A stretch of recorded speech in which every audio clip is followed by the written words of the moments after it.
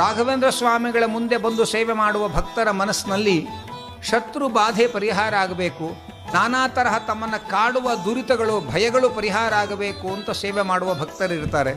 ಅವರು ರಾಘವೇಂದ್ರ ಸ್ವಾಮಿಗಳ ಮುಂದೆ ತಮ್ಮ ಮನವಿಯನ್ನು ಇಟ್ಟಾಗ ಪ್ರಾಣದೇವರು ಇವರ ಮನವಿಯನ್ನು ನರಸಿಂಹದೇವರ ಮುಂದೆ ಇಡ್ತಾರೆ. ನರಸಿಂಹದೇವರು ಅವನ ಸೇವೆಗೆ ಅನುಗುಣವಾಗಿ ಆ ವರಪ್ರಸಾದವನ್ನು ಕರುಣಿಸಿ ಅನುಗ್ರಹ ಮಾಡ್ತಾರೆ.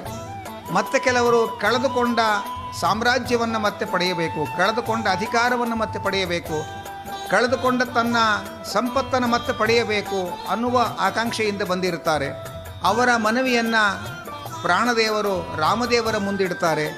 ರಾಮದೇವರು ಸೇವಾಕರ್ತನ ಭಕ್ತಿ ಶ್ರದ್ಧೆಗಳಿಗೆ ಅನುಗುಣವಾಗಿ ಅವರು ಅದನ್ನು ಮಂಜೂರು ಮಾಡ್ತಾರೆ. ಇನ್ನು ಕೆಲವರು ಮಕ್ಕಳಾಗಬೇಕು, ಮದುವೆಯಾಗಬೇಕು, ಹೀಗೆ ನಾನಾ ತರಹದ ಇಷ್ಟಾರ್ಥಗಳನ್ನು ಕೇಳಿಕೊಂಡು ಬಂದಿರುತ್ತಾರೆ. ಅವರ ಮನವಿಯನ್ನು ಪ್ರಾಣದೇವರು